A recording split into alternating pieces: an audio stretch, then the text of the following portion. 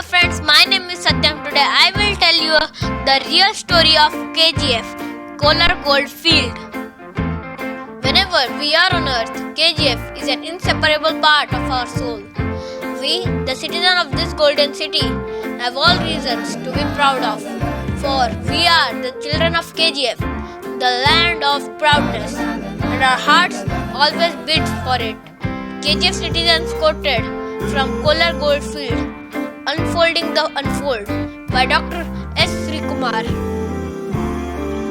Kolar Goldfields, KGF, also known as Mini England, is a mining area in the Kolar district of Karnataka, 100 km from Bangalore. While many people over the course of history tried their luck at finding gold, Kolar Goldfield's success is generally attributed to Michael Lavelle. In the year 1871, Michael Lavelle, a retired Irish soldier from British Army, had made Bangalore cantonment his home. Post-retirement, Lavelle spent much of his time in reading, and a 4-page article from the 1804 Aesthetic Journal sent Lavelle on a journey that eventually gave birth to the world's second deepest gold mine, the Kolar Goldfields. In the year 2018, the movie KGF has built curiosity about this forgotten mining town. It was a town that sat on gold but lost its glitter. Between 1804 and 1860, there were several studies and exploration of the gold mines in the region, but in vain, as some exploration led to accidents. But in 1871, Lavelle made a 60-mile bullock cart trip to Kolar. During his investigation, he identified several potential locations for mining. After more than 2 years of research, in 1873, he wrote to the Mysore Maharaj's government seeking a license to mine. Lavelle secured the 20-year lease to mine the Kolar. On 2nd February 1875, started the era of mining in India. Kolar Goldfield's modern success is generally attributed to the firm John Taylor and Sons. After John Taylor III took control of the mines in 1880, he brought state-of-the-art mining engineering to India. The arrival of these engineers from Norwich, England, started the golden era of KGF.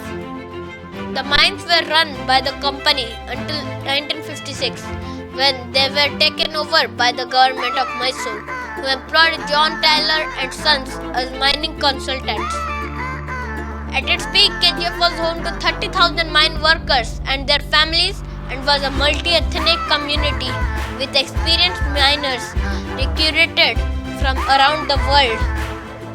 When the mines opened, the local people were reluctant to work, as it was extremely dangerous work. So, workers migrated from Tamil Nadu and Tamil became a common language spoken by most people at KGF. As the operation in the KGF surged ahead, the British planned Asia's second and India's first power plant in Kolar. Officers of the Royal Engineers approached the Mysore Maharaj and with the proposal to build a hydroelectric plant in the Kaveri River in 1919.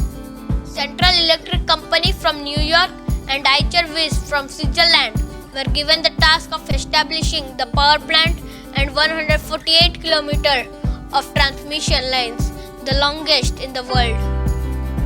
Machinery imported from Britannia, America, and Germany were transported in carts pulled by elephants and horses. Soon, the candles and kerosene lamps in KGF were replaced by bulbs, even before Bangalore and Mysore. For British engineers and others from across the globe, Kolar was Little England.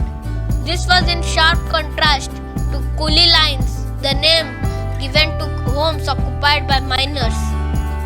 Workspaces were no different despite the constant supply of dehumidified air into underground tunnels.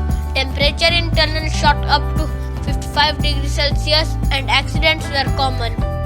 As the gold reserves in KGF began to reduce, expatriates began to leave Kolar. However, key positions were held by the British until independence.